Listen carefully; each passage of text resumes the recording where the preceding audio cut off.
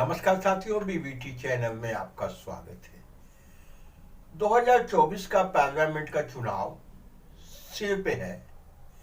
हमने एक कदम चलाया है, एक एक पार्लियामेंट सीट पे विश्लेषण कर रहे हैं। तो सबसे पहले हमने लिया है चंदौली पार्लियामेंट को। एक तरफ से चलते हैं। चंदौली पार्लियामेंट बिहार को टच करती है, बिहार से स्टार्ट होती है और दूसरी तरफ बनारस को टच करती है। बनारस यानी प्रधानमंत्री श्री नरेंद्र मोदी जी का संसदीय क्षेत्र। अब इस कारण चंदौली का भी महत्व बहुत ज्यादा है। बहुत पुरानी पार्लियामेंट है।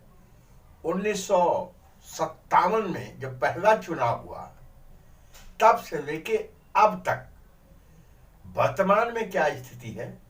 और चंदौली पार्लियामेंट ऐसी सीट है जिस पे भारतीय जनता पार्टी के प्रत्याशी डॉक्टर महेंद्र नाथ पांडे केंद्रीय मंत्री भी हैं और तीसरी बार उनको यहाँ बीजेपी ने प्रत्याशी बनाया है। सन 14 में बहुत ज्यादा मतों से जीते थे, लेकिन 2019 में बहुत कम मतों से जीत पाए, मुश्किल से जीत पाए। लेकिन बीजेपी ने उन पे विश्वास जिताया है और जो 51 लोगों की सूची यूपी में घोषित हुई है उसमें डॉक्टर महेंद्र नाथ पांडे का नाम है। वहीं दूसरी तरफ इस महत्वपूर्ण सीट पे विपक्ष से, इंडिया अलायंस से समाजवादी पार्टी ने वीरेंद्र सिंह को घोषित किया है। वीरेंद्र सिंह राजपूत हैं, बहुजन समाज पार्टी में रह चुके हैं, समाजवादी पार्टी में थे, विधायक रह चुके हैं, मंत्री रह चुके हैं, दल बदल में माहिर माने जाते हैं। समाजवादी पार्टी ने इन पे विश्वास किया है। अभी बहुजन समाज पार्टी का उम्मीदवार मैदान में नहीं है। इस सीट को जरा देखते हैं, नए परिसीमन में इस सीट में थोड़ा बदलाव हुआ है, क्योंकि इसमें 5 विधानसभा में एक विधानसभा चकिया थी, उसको आउट कर दिया गया। लेकिन इधर बनारस में 2 विधानसभा एक क्रिएट किया इन्होंने। चिरई गांव को चेंज करके उसका नाम शिवपुर किया और बगल में एक अजगरा विधानसभा इन्होंने बनाया जो रिजर्व है। इस तरह से कुछ पार्ट करके इधर उधर से काट के ये नया परिसीमन बना और इस पे ही अब तक उसके बाद जो चुनाव हो रहे हैं महेंद्र नाथ पांडे इस पे ही जीते हैं। तो इस हिसाब से कुछ जातियों का कॉम्बिनेशन भी गड़बड़ा गया है। लेकिन सबसे पहले ये देख लें कि 57 से शुरू करते हैं। तो 57 में कांग्रेस आजादी के बाद का समय था, पहला चुनाव था पार्लियामेंट का। तो उस समय यहाँ से त्रिभुवन नारायण सिंह पहले सांसद चंदौली के बने। इसके तुरंत बाद 2 साल बाद पता नहीं क्या परिस्थिति आई कि फिर चुनाव हुआ। 1959 में यह सीट उस जमाने में समाजवादियों के पास चली गई। उस समय की कद्दावर समाजवादी नेता प्रभु नारायण सिंह वहां से सांसद बन गए। अब इसके बाद इस सीट का क्रम चलता रहा, कभी कांग्रेस कभी विपक्ष, कभी कांग्रेस कभी विपक्ष, इस तरह से ये इस पे चलता रहा। और मोस्टली इस सीट पे राजपूत, वही जो पहली बार 2 जीत पाए, उसके बाद फिर राजपूत कभी रिपीट नहीं हुए।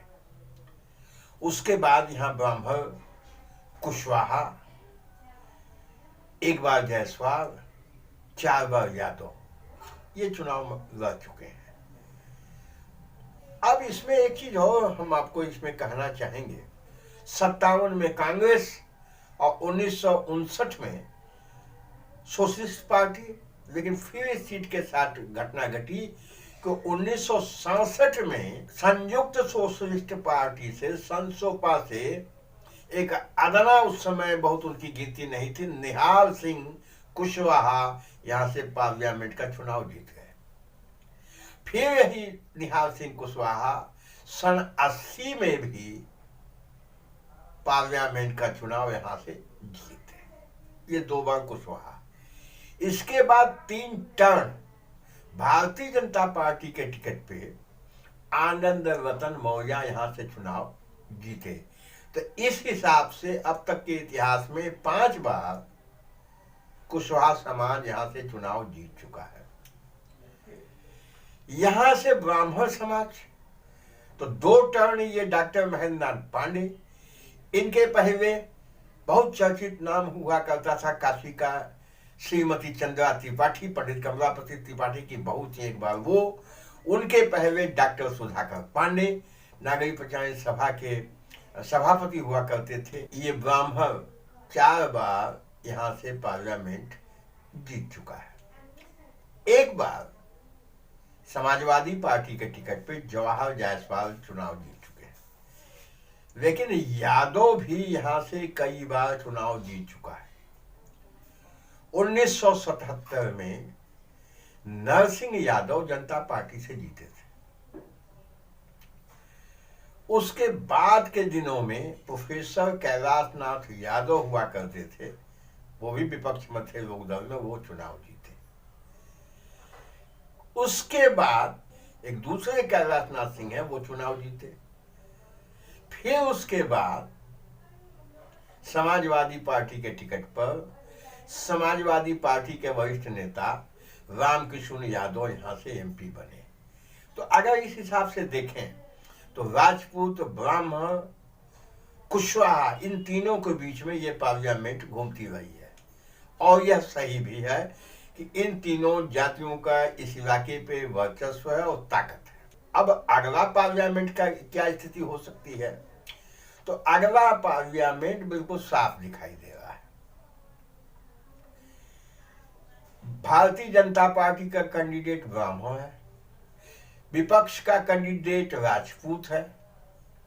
अब भारतीय जनता पार्टी का जो मूलाधार होता है फॉरवर्ड, ये 2 जगह बटेगा। राजपूत बीजेपी को जिताता था, नाराज होने के बावजूद ब्राह्मण कैंडिडेट से उनको जिताता था, लेकिन अब उसका कैंडिडेट आ गया तो अब तो उसके साथ जाएगा। तो ब्राह्मण और राजपूत यहां बटेगा। जैसी सूचना है कि समाजवादी पार्टी वीरेंद्र सिंह को कैंडिडेट बनाए जाने से उसके कार्यकर्ता बेहद नाराज। यह जो विरोध होगा समाजवादी पार्टी के कार्यकर्ताओं का, अब किधर जाएगा? उसमें मुसलमान भी हैं, यादव भी हैं। हम समझते हैं बीजेपी की तरफ तो नहीं जाएगा। अब एक बात यहां फंस रही है, अगर बहुजन समाज पार्टी अकेले लड़ती है और बहुजन समाज पार्टी अपना उम्मीदवार कुशवाहा दे देती है, तो चंदौली पार्लियामेंट 1967 और 1980 दोहरा सकता है। उसके पीछे क्या कारण है? उसके पीछे कारण है कि यदि कुशवाहा समाज का कैंडिडेट भी आ जाएगा बहुजन समाज पार्टी से, नाम भर अखबारों में आने से, घोषणा होते ही भारतीय जनता पार्टी का लगभग 50,000 वोट तुरंत कम हो जाएगा, क्योंकि कुशवाहा समाज अगर खाली रहता है, उसके समाज का उम्मीदवार अगर मजबूत नहीं है तो सारा वोट बीजेपी को जाता है। अब ये 50,000 वोट जो खाली होगा तो भारतीय जनता पार्टी को भरपाई यहाँ कर पाना मुश्किल होगा, क्योंकि तीसरी बार इनके प्रत्याशी एक ही हैं, लड़ रहे हैं, मंत्री भी रहे हैं, तो उनको एंटी इनकम्बेंसी भी झेलनी पड़ रही है। समाजवादी पार्टी के साथ यही है कि समाजवादी पार्टी का जो मूलाधार है यादव समाज, बेहद नाराज है राजपूत समाज को उम्मीदवार बनाए जाना। अभी विरोध लगातार चल ही रहा है और मुगलसराय या इन विधानसभाओं में यह देखा गया है कि विरोध यहाँ रुकता नहीं है और इसका उलट परिणाम मिलता है।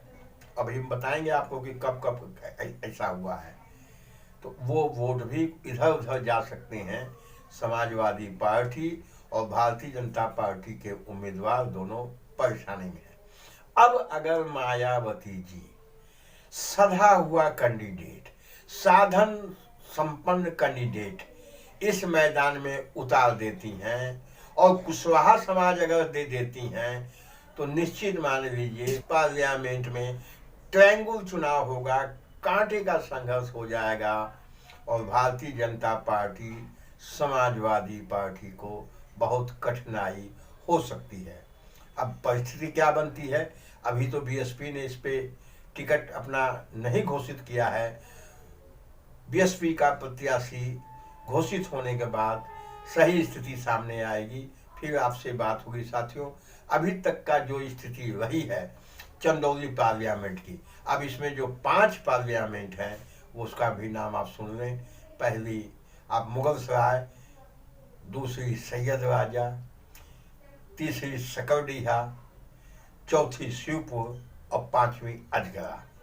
तो अजगरा शिवपुर बनारस जिले में है, बाकी 3 शेष चंदौली जिले में है। इस तरह मिला कि ये पार्लियामेंट है। यहाँ यादवों की आबादी बहुत अच्छी है, कुशवाहा की सर्वाधिक अच्छी है, और शेड्यूल कास्ट की आबादी जिसमें चमार बिरादरी की तो बहुत ज़्यादा है, सबसे ज़्यादा है। मुसलमान समाज की आबादी अच्छी है, बहुत अच्छी नहीं है, सो है। 5 की बात हम कर रहे हैं। बिंद समाज, बियार समाज, चौहान समाज और कुर्मी समाज ये बराबर है। कोई एक पैकेट में एक विधानसभा में है तो कोई सब जगह फैल रहा है। और राजभर समाज, तो ये 3-4 जातियां जो हमने बताया है, बिंद, बियार, मर्रा, राजभर और चौहान, तो इन जातियों का वोट कहीं 30,000, 35,000, 40,000 इस तरह से ये हैं। और यही मोस्ट बैकवर्ड हैं, 2-2.5-3 लाख जो मोस्ट बैकवर्ड हैं, ये जिसके साथ जाते हैं चुनाव का परिणाम उसके साथ जाता है।